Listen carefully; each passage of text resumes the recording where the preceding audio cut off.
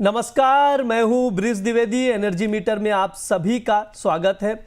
Over supply की चिंता के चलते क्रूड 3 सप्ताह के निचले स्तर पर पहुंच गया। ब्रेंट क्रूड को अगर देखा जाए तो $62 के करीब ट्रेड कर रहा है। WTI क्रूड $58 के करीब ट्रेड करता हुआ दिखाई दे रहा है। इसके अलावा सबसे इंपॉर्टेंट फैक्टर है अमेरिकी शटडाउन।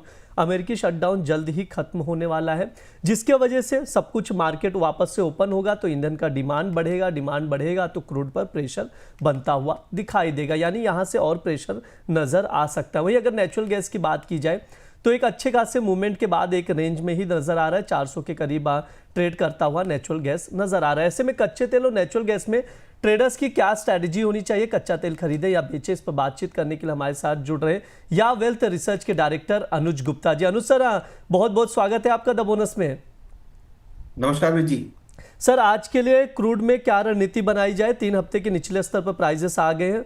5200 के करीब MCX पर क्रूड ट्रेड कर रहा है। अगर इंटरनेशनल मार्केट में देखें तो कॉमेक्स पर यहाँ माफ कीजिए, ब्रेंट क्रूड जो है 62 है, WTI क्रूड 58 है। सर, क्या रणनीति होनी चाहिए ऐसे में?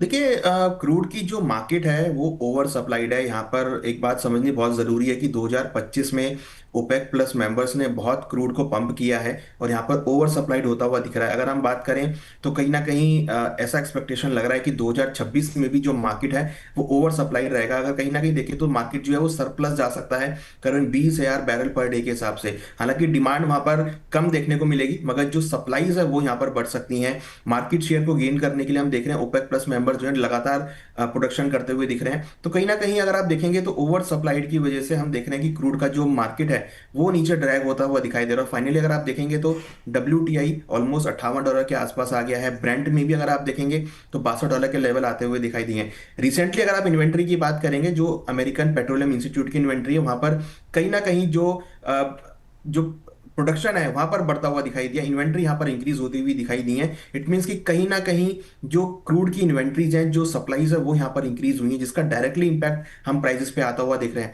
हालांकि यूएस गवर्नमेंट का शटडाउन खत्म हो गया है, उससे काफी हद तक सपोर्ट मिल सकता है, मगर कहीं ना कहीं जो सप्लाईज है, जो पंप है, वो यहाँ पर कंट्रोल जो है हो सकता है, क्योंकि ट्रम्प सब क्लियर चाहते हैं कि जो इन्फ्लेशन है वो कंट्रोल में हो और क्रूड जो है इन्फ्लेशन का बहुत बड़ा पार्ट है। अगर वो क्रूड को सप्लाई क्रूड की बनी रहेगी तो क्रूड के जो प्राइसेस है वो कंट्रोल में रहेंगे। तो वो बिल्कुल चाहते हैं कि क्रूड का जो प्राइस है वो कंट्रोल में रहे। तो हमें लगता है कि 2026 में भी और शॉर्ट टर्म में जो ट्रेंड बना है क्रूड का वो अभी नेगेटिव रहेगा और हमें लगता है कि आने वाले दिनों में क्रूड में और गिरावट यहाँ पे देखने को मिल सकती है। आने वाले दिनों में क्रूड में और गिरावट देखने को मिल सकती है, यानी क्रूड को लेकर सर यहाँ पर बहुत ज़्यादा बेरिश है। सर, कोई ट्रेडिंग कॉल भी बन रहा है क्या क्रूड में? देखिए, अगर हम MCX की बात करें तो क्रूड में करीबन जो भी बाउंस बैक आता है 5240 के आसपास तक, तो वहाँ बिकवाली का ट्रेड लेना चाहिए। स्टॉप लॉस 5310 का लगाएं, टारगेट 5120 तक आ सकता है। और अगर हम इंटरनेशनली बात करें तो मुझे लगता है कि WTI में आपको करीबन 55 से लेकर $54 तक के लेवल, और ब्रेंट मुझे लगता है कि अगेन 58 से लेकर $60 तक के लेवल देखने को मिल सकते हैं। तो जो भी बाउंस बैक आए वहाँ बिकवाली का ट्रेड बना के चलें। हमें लगता है कि WTI $54 तक और ब्रेंट में 58 तक के लेवल देखने को मिल सकते हैं। जी बिल्कुल, ऊपरी स्तरों से बेचकर चलना है। सर की ये राय है। 5240 पर बेचे, 5120 के टारगेट के लिए स्टॉप लॉस 5310 का लगाकर चल सकते हैं। सर, लॉन्ग टर्म व्यू में भी आप बेरिश ही है क्रूड ऑयल को लेकर? देखिए, बिल्कुल लॉन्ग टर्म में जिस तरीके का सप्लाईज इंक्रीज हुई है, मुझे लगता है कि WTI आपको $50 तक और ब्रेंट में 55 तक के लेवल अगर हम बात करें आने वाले 1 से 2 महीनों में तो देखने को मिल सकते हैं, क्योंकि सप्लाई यहाँ पर सबसे ज्यादा इंपॉर्टेंट है। हमने कोविड के टाइम पे भी देखा था, जब सप्लाईज बहुत बढ़ गई थी तो क्रूड के प्राइस नेगेटिव चले गए थे। क्योंकि देखिए, ग्लोबल डिमांड तो डेफिनेटली यहाँ पे कम है, क्योंकि ईवीज का जो सेंटीमेंट बढ़ा है उसकी वजह से हम देख रहे हैं कि क्रूड के प्राइसेस लगातार नीचे आते हुए दिख रहे हैं, डिमांड कम हो रही है। तो क्रूड की डिमांड में कोई इजाफा होता हुआ नहीं दिख रहा है, बट यहाँ पे सप्लाई जरूर बढ़ती हुई दिख रही है। देखिए, उसकी वजह से हमने देखा है कि जो इन्फ्लेशन है, चाहे वो इंडिया का, हमने कल इंडिया के CPI के नंबर भी देखे थे जो कि काफी हद तक सपोर्टिव रहे थे। हम यूएस का इन्फ्लेशन भी देख रहे हैं, वो भी उतना सपोर्टिव नहीं है, इंक्रीज हुआ है। तो ट्रम्प बिल्कुल चाहते हैं कि क्रूड के प्राइस कंट्रोल में रहे, जिससे यूएस का इन्फ्लेशन 2% जो उनका टारगेट है वहां पर आता हुआ दिखाई दे। तो क्रूड सबसे ज्यादा रोल प्ले करता है। मुझे लगता है कि क्रूड की सप्लाई अभी भी आगे बढ़ती हुई नजर आएंगी। जी बिल्कुल, ओवर सप्लाई की चिंता लगातार बना हुआ है, जिसकी वजह से क्रूड पर प्रेशर देखने को मिल रहा है। सर, नेचुरल गैस पर भी आपसे राय जानना चाहूंगा। 395 के करीब इस वक्त ट्रेड कर रहा है। सर, सबसे पहले बताइए कौन से फंडामेंटल्स हैं जो नेचुरल गैस के प्राइजेस की दिशा तय कर रहे हैं?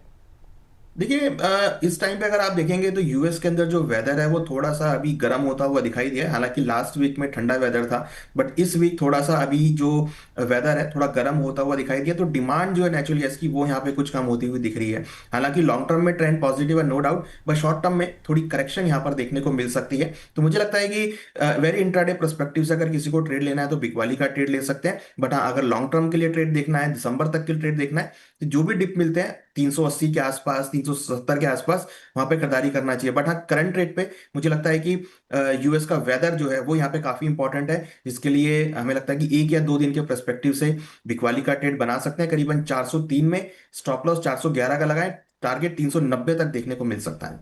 जी बिल्कुल, हाँ, नेचुरल गैस में ऊपरी स्तरों से बेचकर चलना है 403 पर 390 के टारगेट के लिए। 411 का स्टॉप लॉस लगाकर चल सकते हैं। इसके अलावा सर ने जो फंडामेंटल्स बताए हैं, वेदर्स कंडीशन बताया यूएस का, उसके अकॉर्डिंग आप लोग नज़र बनाकर चल सकते हैं। उस रेंज पर ही बिकवाली करें जो भाव दिया जा रहा है 403 पर। हालांकि एक रेंज में अभी नज़र आ रहा है अच्छे खासे मूवमेंट के बाद, ये सर की राय है। तो आप लोग नेचुरल गैस और क्रूड ऑयल पर नज़र बनाकर चल सकते हैं। जो चीज़ें बताई गई उसको देखकर चल सकते हैं। सर आपकी ओर से कोई डिस्क्लेमर? देखिए यहाँ पर जो भी डिस्कस किया वो नॉलेज अवेयरनेस के लिए, इसमें हमारी कोई पर्सनल पोजीशन नहीं है। बहुत बहुत शुक्रिया सर आज की चर्चा में जुड़ने के लिए। Thank you sir. ये हमारा एनर्जी मीटर शो है। इस दौरान तमाम एनर्जी कमोडिटीज पर बातचीत की जाती है, स्पेशली क्रूड ऑयल और नेचुरल गैस पे जो उसके फंडामेंटल्स बताए जाते हैं, ट्रेडिंग कॉल्स दिए जाते हैं। आप लोग अपने रिस्क फैक्टर को स्टॉप लॉस लगाकर पोजीशन बनाकर चल सकते हैं। फिलहाल के लिए शो में इतना ही। आप लोग बने रहिए द बोनस के साथ। धन्यवाद।